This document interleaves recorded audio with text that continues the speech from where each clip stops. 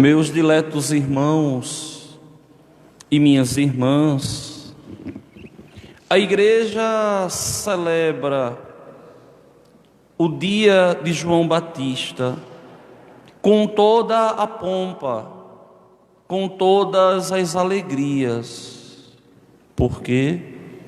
Porque João Batista é uma das personagens mais importantes da história do povo de Deus. Porque João Batista é aquele enviado por Deus para nos indicar a plenitude dos tempos, segundo os evangelistas. A liturgia celebra João com uma vigília, como celebra Pedro e Paulo com uma vigília, como celebra Pentecostes com uma vigília, a ressurreição de Cristo com uma vigília e a Assunção de Maria com uma vigília. Os dias grandiosos, importantes da nossa fé. Só que esse João que a igreja celebra, a igreja não só celebra uma vigília, mas a igreja celebra também o seu nascimento. Não só Maria, a bem-aventurada Virgem, que tem o dia 8 de setembro, o dia do seu nascimento, comemorado pela igreja, como João também tem esse privilégio. Só os dois, ninguém mais, fora, é claro, o Senhor. Também João tem direito a duas festas todos os anos. Uma solenidade, que é essa do dia 24 de junho, e a sua morte, o seu martírio, no dia 29 de agosto. São 2 dias. Só tem esse privilégio na igreja a bem-aventurada Virgem Maria, São Pedro, São Paulo, São José. Todos os outros têm uma única festa. E por que a igreja dá tanta importância a João? Porque é o próprio Senhor quem vai dizer: nunca existiu ninguém nascido de mulher maior do que João. Por quê? Primeiro, nós temos que entender que João, ele é prefigurado por Deus. Deus prepara João. E assim como no Antigo Testamento, Jesus teve a sua vinda preparada, João também teve. Quando se dizia que antes do Messias viria Elias. E quem é Elias? É João. E nós escutamos hoje aqui de uma forma tão bonita, escrito por Lucas, quando ele diz: há de caminhar à frente deles com o espírito e o poder de Elias. Esse João, ele vai ser o único profeta que vai apontar a Jesus. O único profeta que aponta a Jesus, tendo em vista que todos os profetas do Antigo Testamento falaram de nosso Senhor indiretamente. Esse João Batista, ele vai nascer de uma forma miraculosa, extraordinária.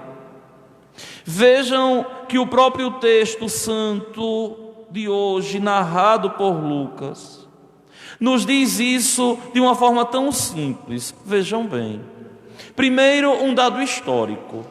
Nos dias de Herodes, rei da Judeia, vivia um sacerdote chamado Zacarias, que é o pai de João. Ele era do grupo de Abia. Sua esposa era descendente de Arão e chamava-se Isabel. E ambos eram justos diante de Deus e obedeciam fielmente a todos os mandamentos e ordens do Senhor.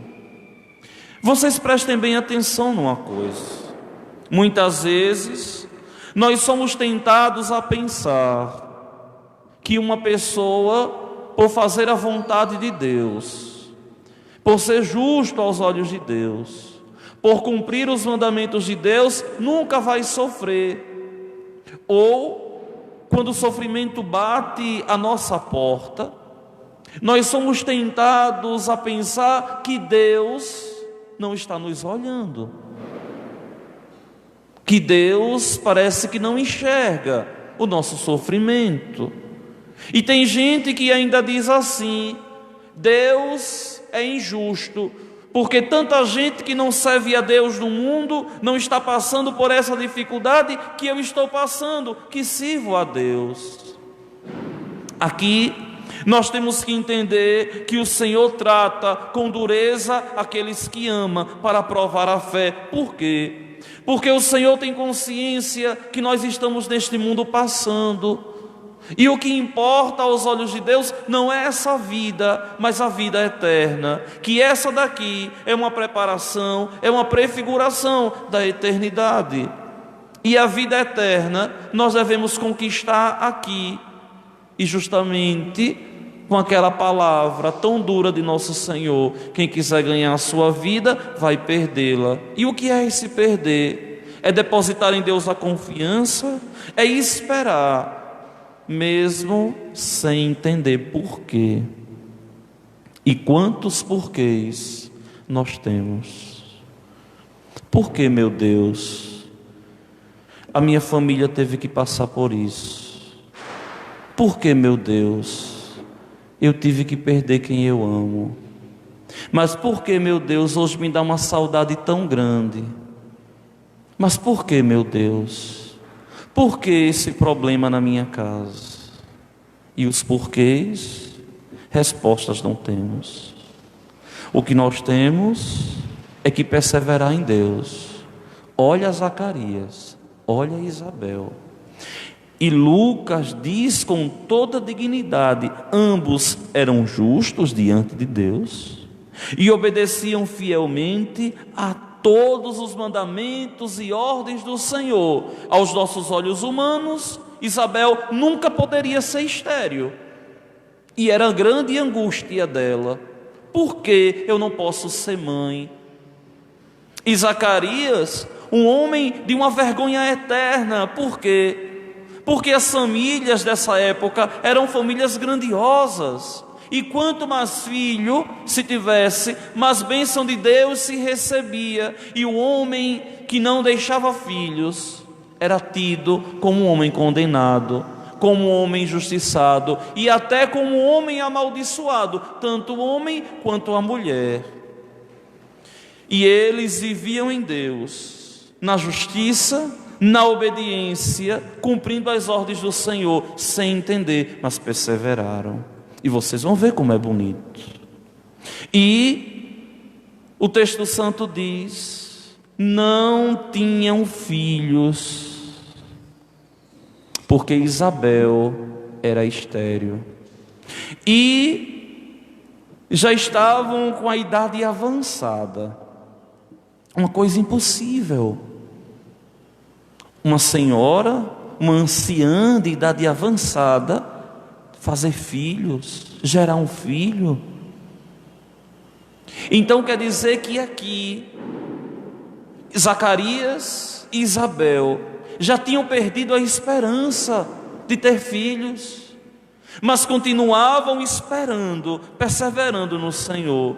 E aí eu te faço um questionamento e uma pergunta: qual é a esperança que você não tem mais? Já perdeu alguma esperança? Se perdeu, continue depositando a confiança no Senhor. Não é do jeito que você quer, mas é do jeito que o Senhor quer. Continue perseverando.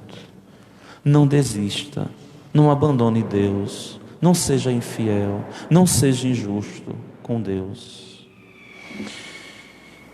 E em certa ocasião, Zacarias, ele estava exercendo as funções sacerdotais no templo. Os grupos eram divididos, e era a vez do seu grupo.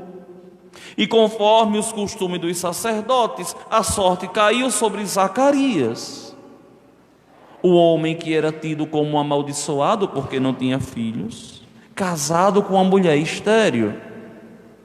E Zacarias, ali perseverando e cumprindo as ordens do Senhor, foi sorteado para entrar no santuário e fazer a oferta do incenso. Isso aqui é simples de vocês entenderem, eu já expliquei algumas vezes. Aqui, daqui para cá era chamado de Santo dos Santos. Aqui se passava uma cortina, aqui mais ou menos a meia parede, e quem estava aí fora via os braços do sacerdote sendo elevado aos céus, colocando o incenso através de uma sombra na grande cortina, e o que o povo contemplava mesmo era só a subida do incenso. E Zacarias entra no Santo dos Santos. Isso aqui é muito bem retratado quando nosso Senhor morre, que essa cortina do santuário ela rasga de cima a baixo do templo. É justamente essa cortina que Santo Tomás de Aquino coloca também no seu cântico, não é? Que o Velho Testamento deu novo ao seu lugar, ou seja, a cortina se rasgou. Agora não existe mais nada escondido. E Zacarias está oferecendo o incenso, e nesse momento acontece algo estranho. Apareceu o anjo do Senhor. Quem é? Não sabemos. Pode ter sido Gabriel, o mesmo que anunciou a virgem, que é o mensageiro de Deus. Porque aqui não é para defender quem como Deus, Miguel, não é para curar Rafael, mas é uma mensagem de Deus. Gabriel seria o mensageiro. Não podemos afirmar, porque o texto lucano não nos diz isso. Então apareceu esse anjo de pé à direita do altar do incenso. Ao vê-lo, Zacarias ficou perturbado e o temor apoderou-se dele. Sempre que Deus se manifesta, o homem tem medo. Olha Maria, que eu falava no sábado passado. Olha José, que eu também dei o mesmo exemplo. Todos ficaram com medo, se apavoraram, sem saber o que iria acontecer. E da mesma forma, do mesmo jeito que o anjo diz a Maria, não tenha medo, o anjo diz a José, não tenha medo, o anjo agora diz aqui a Zacarias, não tenhas medo. Só que aqui nós temos que entender que primeiro o anjo aparece a Zacarias e depois aparece a Maria. Por quê, padre? Porque quando o anjo aparece a Maria, o anjo diz, também a tua parenta concebeu um filho na velhice. Ou seja, primeiro foi aqui. Tanto é que a diferença de idade de João para Jesus são 6 meses. E o anjo diz, não tenhas medo, Zacarias, porque Deus ouviu tua súplica. Ou seja, porque Zacarias, tu perseverastes, permanecestes em Deus, fostes fiel, não abriste tua boca para blasfemar contra Deus, não perdesses a esperança, mas confiaste em Deus, o Senhor ouviu tua súplica. Ó meus irmãos, existe coisa mais primorosa ao nosso coração e ao nosso ser do que saber que Deus nos dá no tempo favorável aquilo que nós necessitamos para a nossa salvação. Aquilo que nós necessitamos para a nossa salvação. Não é aquilo que a gente necessita para ser feliz nesse mundo não, viu? Mas é aquilo que nós necessitamos para sermos salvos. Aqui a súplica de Zacarias talvez não tenha sido o filho, talvez ele não a esperasse mais, mas a salvação. Senhor, nós perseveramos porque queremos ser salvos. Salva a mim e a minha esposa. E o Senhor escuta a súplica de Zacarias e ainda concede o desejo mais íntimo, curando a ferida daquele coração marcado. É impressionante. Deus escutou, Deus ouviu tua súplica. Tua esposa Isabel vai ter um filho e tu lhe darás o nome de João. Por que João?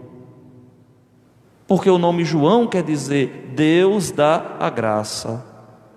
Qual é a graça? É a vida de João? Não. A graça é o Senhor, Ele é a graça.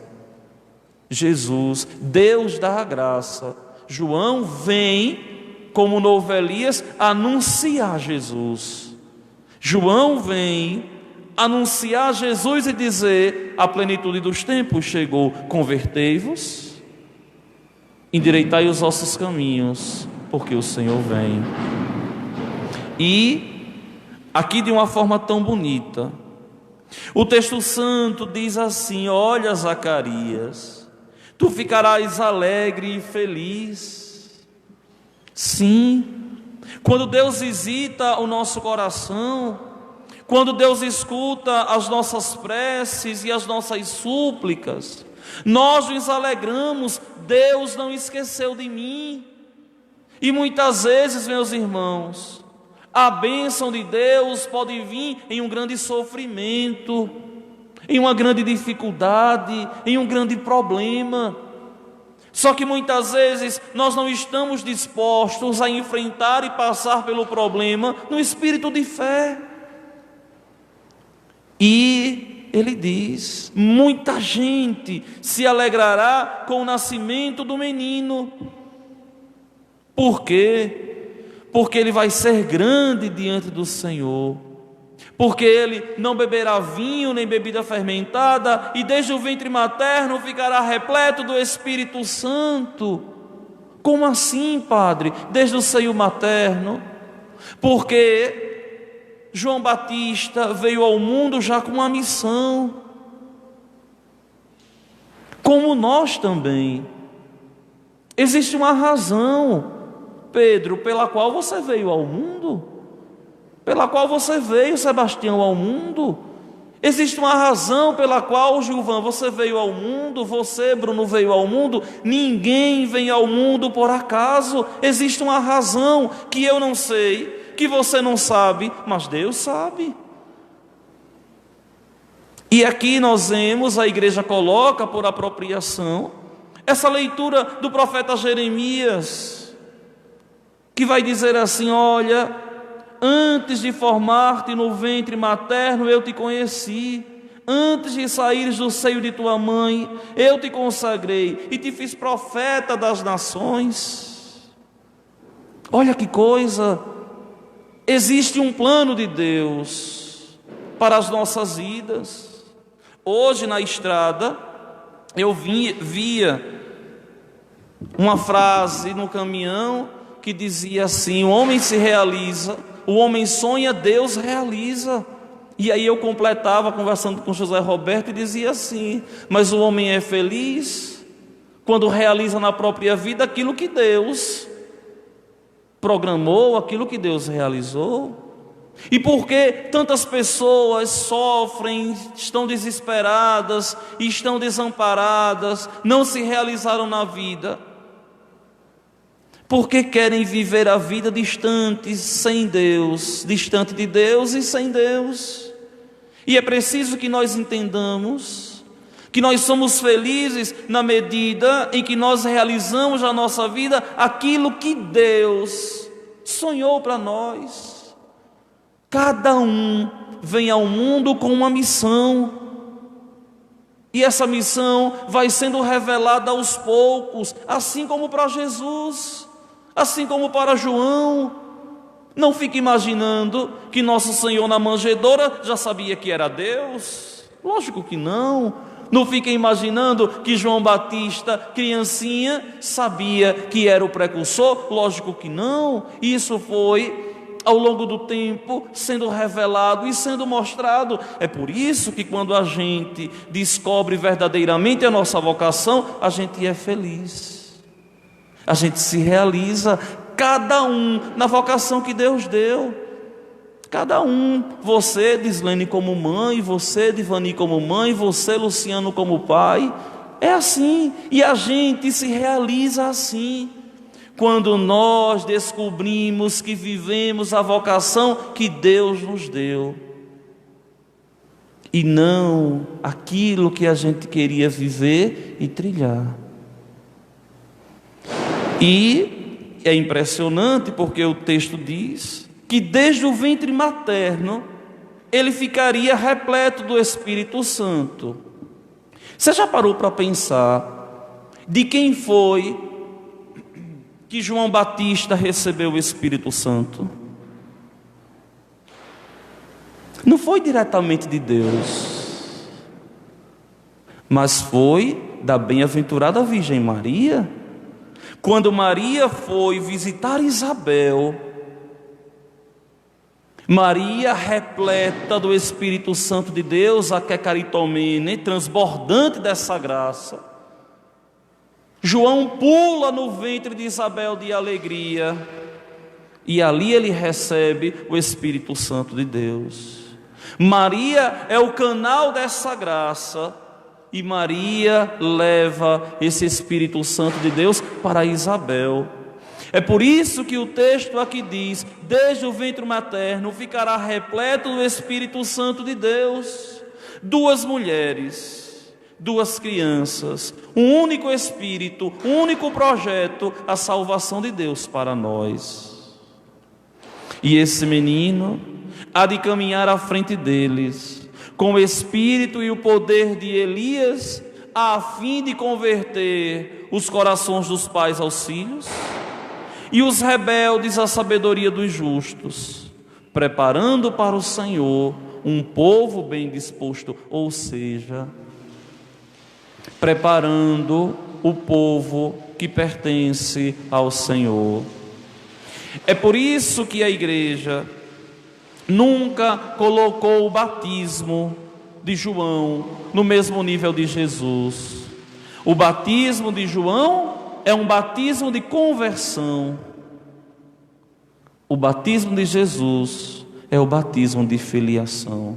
O batismo de João prepara. O batismo de Jesus dá a graça, torna verdadeiramente filhos.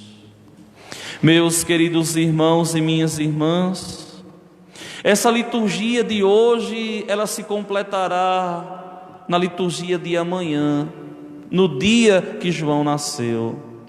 Vejam que de amanhã a 6 meses nós celebraremos as primeiras vésperas do Natal do Senhor. As primeiras vésperas do Natal de nosso Senhor, onde a igreja vai proclamar não o nascimento do precursor, mas o nascimento do Messias.